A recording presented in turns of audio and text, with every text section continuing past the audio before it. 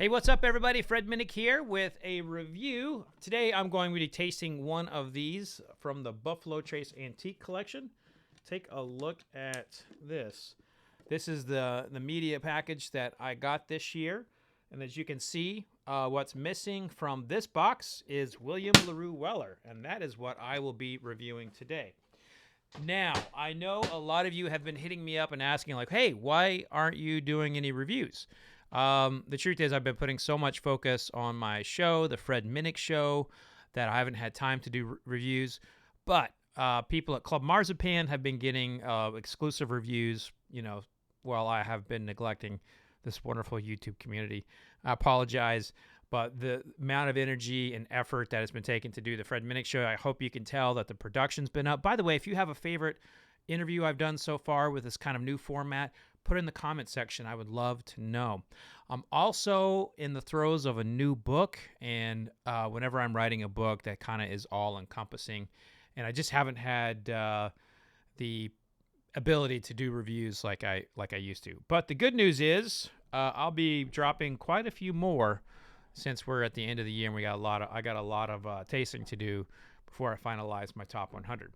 So I poured this sample of William LaRue Weller a few minutes ago to let it make sure that it is been out of the bottle for a minute, touching oxygen.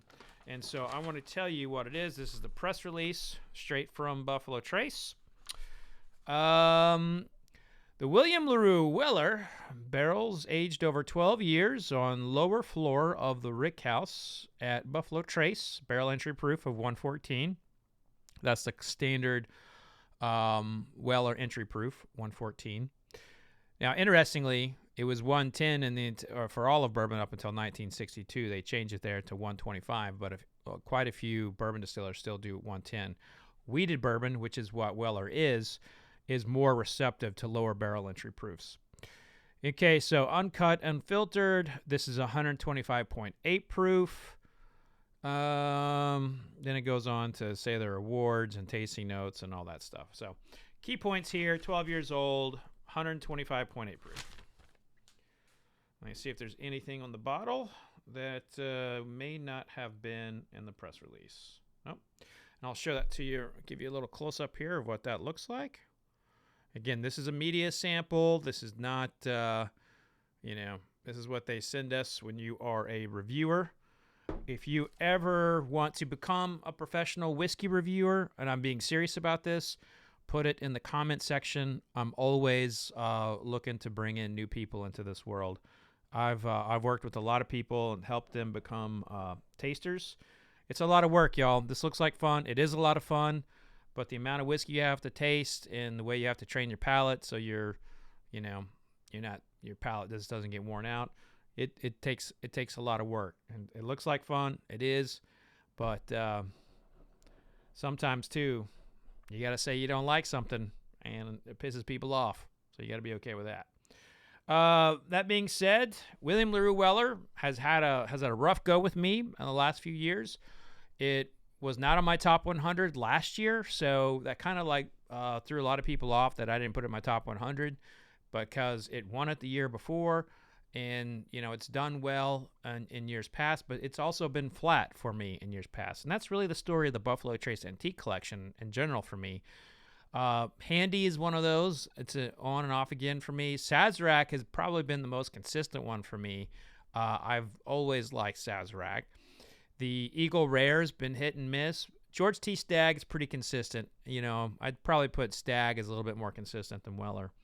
But the truth is, just because this is allocated and rare and hard to get and people go batshit crazy for it when it comes out, that doesn't necessarily mean it's going to be awesome. So just always remember that. And, hopefully my tasting notes here, my score or whatever I'm going to say about it, hopefully that can help you determine whether or not you want to get it poured at a bar or if you want to buy it. Okay, so the nose is really, really bright with caramel. It's big caramel. Okay.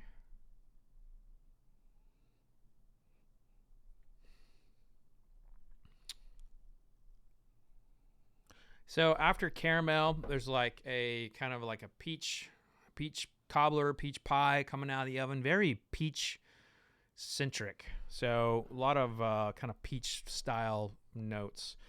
And then like on the back end of the nose is a leather, kind of like a baseball glove,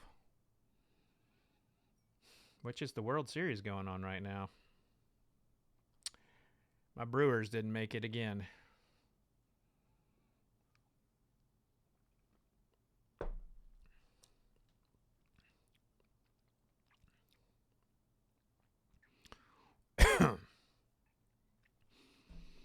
$125.8 proof. It tastes it.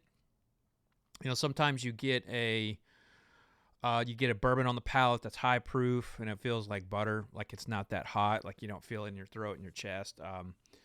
And there is the times that it's hot, but this is kind of like I feel the alcohol. I'm gonna taste it again because if just in the event that my palate wasn't acclimated or it kind of wasn't ready in the moment, I'm gonna give the whiskey a fair shake.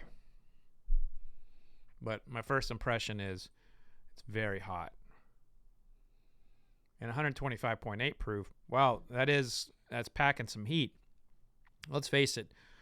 I've had some Jack Daniels that are 150 something proof. I've had it's funny, like I've got this on my show coming up with a lot of guests, Obtainium, which is 162 proof. It's a Canadian whiskey. And this tastes hotter than 162 proof whiskey.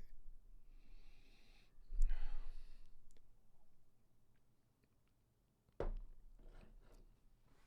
right, I'm going to stand by that. I'm going to stand by it tastes hotter than I would like it to be. Like it's not, but here's the thing about it. The alcohol heat is not astringent. There's no over oak notes there.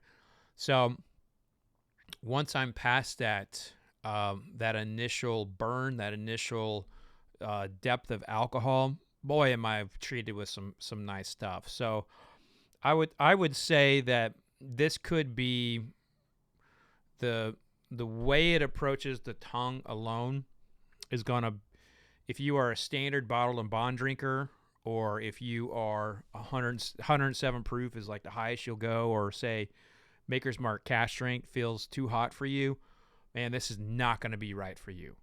This year's William LaRue Weller, just based on these two tastes, I really think are geared more for those who really do like that high proof content and want to feel it. I typically do like the high proof to not. I like it to feel on my tongue like it's lower than what it is. I hope that makes sense. Like if I put something on my tongue and it tastes like 125 proof, and it is 125 proof, I think I am a little disappointed, and I don't want to feel that kind of burn. But once that is gone, I do get a lot of really nice flavors, and I'm talking about like a candy bar, like a Snickers bar. So you got that chocolate, you got the caramel, you got the peanut, you get like a praline, and I think if you ever go to New Orleans and you get a nice praline, or this actually does taste a lot like New Orleans to me, like it's like praline, like beignet, powdered sugar, and then the Snickers bar. So, I mean, there's a lot of good stuff going on here. But my biggest default, or my biggest fault of it, is that it tastes hotter than I want it to be. And that's a personal choice. That's a personal thing. There's gonna be, you poll 10 other tasters and they're gonna be like, oh yeah, I like that. But I like things to present themselves to be a little bit more buttery than this is on the front.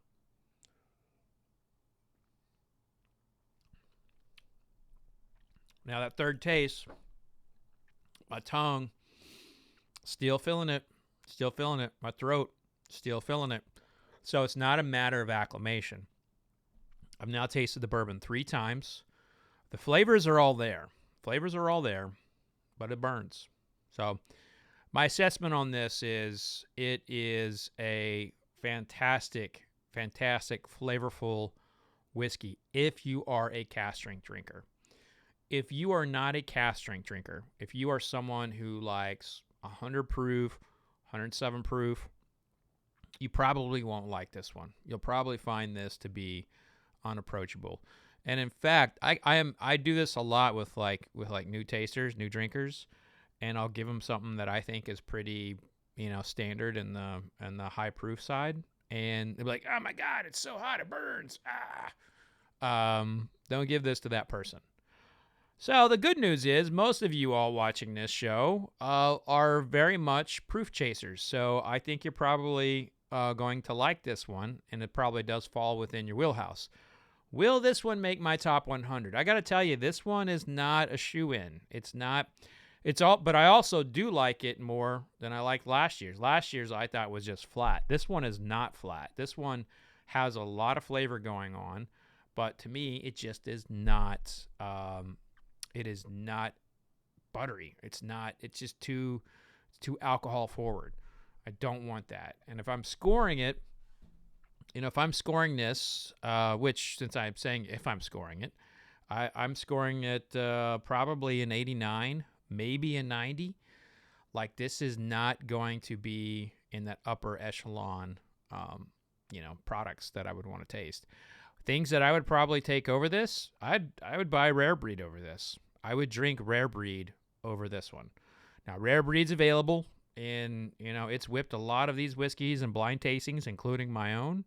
So, I'd say I would drink this over Rare Breed. But I'd probably still reach for this one over Booker's, which would be another high proof one. Booker's is kind of like, depends on the release. But at the same time, it's not as consistent as Rare Breed for me.